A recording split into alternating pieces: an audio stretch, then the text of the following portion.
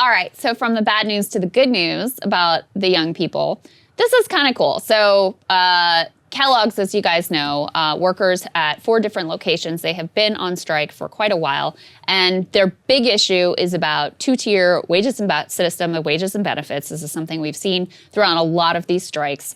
And Kellogg's came back with a contract. Workers overwhelmingly rejected it. And so Kellogg said, fine, then we're just going to replace you with a bunch of scabs. Well, some TikTokers and folks on Reddit thought that they would maybe mess with Kellogg's, not only by boycotting them, but also, since Kellogg's is now, having to hire 1,400 workers to replace these striking workers, why don't we mess with their hiring and resume system? So let's go ahead and throw this tear sheet up on the screen. This actually started on Reddit. On the anti-work subreddit, where they were trying to come up with ways to effectively spam the resume and the application process.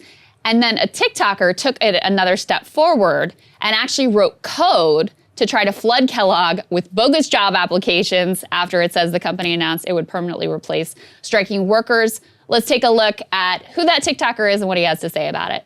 Well, it's about that time again. Y'all remember this? Well, apparently Kellogg's is planning to replace workers who are fighting for better workplace conditions and better pay. And so people over at the anti-work subreddit have found out they're using these websites to do it, these locations. So you know what I had to do? You know how to cook up a little something, you know? I'm not going to try to explain exactly what this does. I'm just going to show you. Go ahead and run the code. Paste when I ran on one of the 4 websites. Starts up an application. You need to sign in. Okay, well, it goes through the process of signing in. Goes ahead and does the privacy agreement itself. Goes ahead and creates an account.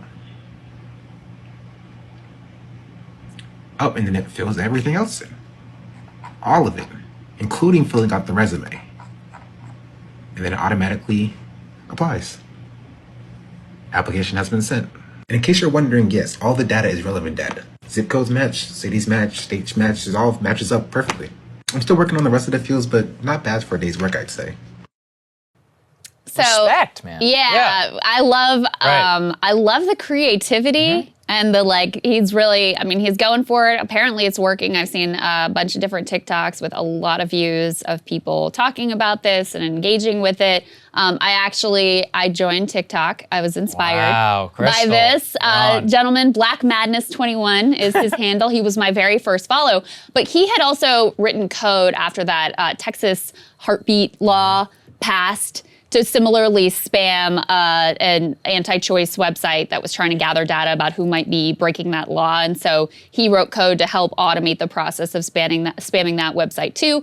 Also remember Gen Z, remember how they flooded the Trump rally with RSVPs and tricked them into thinking? I mean, it seemed to actually work, trick them into thinking that they were going to have tens of thousands more people at that rally than they ultimately did. And it made for a very embarrassing situation for him. Tulsa rally, Tulsa, and it was at a time when, the campaign was just getting kicked off and it was controversial to do in-person events at all. And then they ended up with this very embarrassing flop of a tiny crowd, which his whole thing was big crowd size. So it made a difference in terms of public perception. But I just like the militancy and the creativity that you see from this generation that isn't, they're not going to just sit around and hope that Joe Biden does something good. They're kind of taking matters into their own hands. No, absolutely. It's very interesting to me around the labor element of this. I mean, it's not surprising. They have a bunch of Gen Z kids who are socially liberal who, might be working in or university life and more. But to work and actually have some labor activism,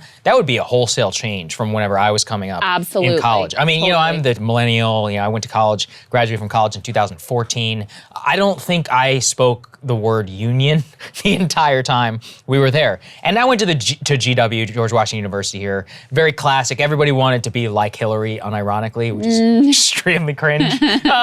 But one of the things you would hear from them is always around like international relations and, a lot of gay marriage stuff because this was pre-Obergefell, a lot of social issues, but it was never any discussion around both the financial crisis and, or especially around labor activism. My kind of original awakening was around the financial crisis and realized, I'm like, none of these people know anything about anyone who's ever lost a home and that impact. I started reading books, or kind of the inklings of what would ended up becoming the Trump backlash. George Packer had a book, 2013, called The Unwinding, had a big impact on me as well.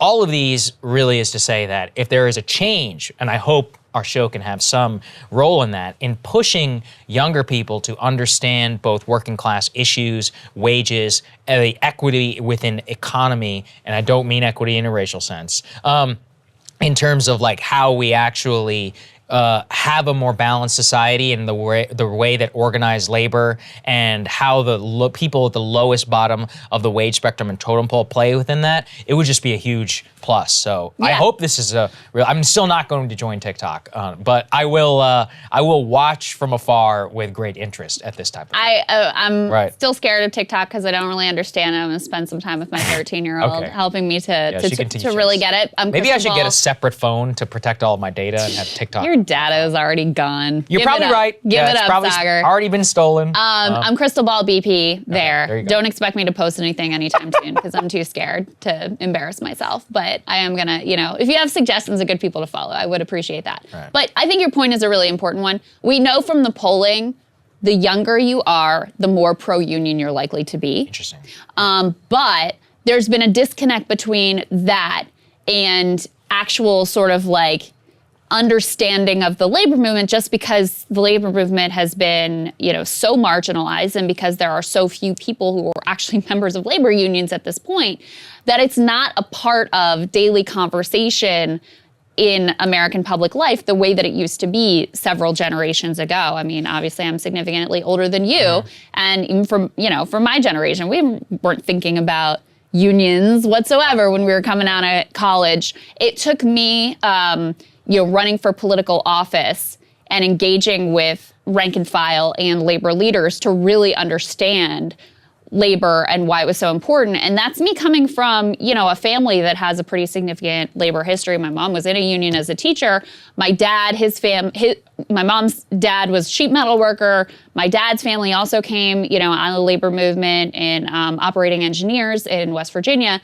So even with that history, I still was totally uneducated about it until I started to run for political office and really started to engage with it. So it is extremely exciting to see a major cultural shift in understanding and engagement with labor issues because, ultimately I think that's the only way out of where we are. I think if you want to build any sort of working class power, multiracial working class power, that's the place it starts. So to see these little, encouraging moves, creativity, and true activism that's being widely shared on TikTok and among Gen Z, I do think that's really exciting. It's one of the more exciting things that's out there right now. It really is. I said previously, I'm again shamelessly stealing from somebody who tweeted this, I don't know, which is that the people who kind of came of age like we did post-financial crisis have a weird amount of familiarity with the financial system. Yeah. Like derivatives and credit default swaps and all this other stuff. The Big Short movie and all that. We have a higher amount of Wall Street like lexicon than the general population just because of that. I think the current generation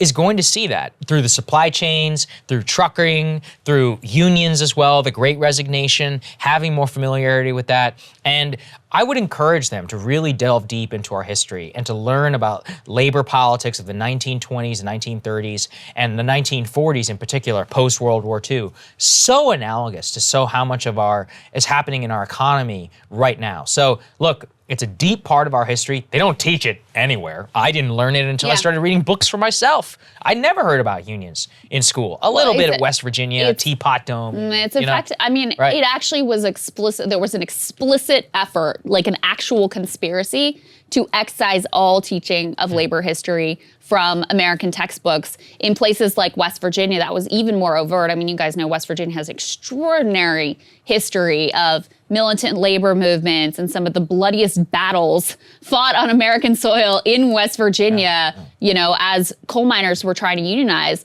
that was all banned from West Virginia textbooks until very recently. So it's not an accident. It was intentional that these issues and, you know, the details of our history around these issues were ultimately hidden. But look, I mean, if you're graduating either from high school or college right now, you know what kind of a labor market you're graduating into. It's precarious. You have very little power. And so when you see something over here that's like, oh, this could be an answer. Oh, I could actually have a say in my workplace. You can see how that would be extremely attractive and why there would be a big appetite for moving back, for having the pendulum swing back in that direction of workers having power in their workplace. Yeah, it's really interesting. Hey guys, thanks so much for watching. That's right. Just as a reminder, you can become a premium subscriber today. Watch the full show completely uncut, our reactions to each other's monologues. You get to listen to it. You get to ask us questions, all that good stuff. Link is right there in the description or at breakingpoints.com. Best of all, great way to say screw you to the mainstream media.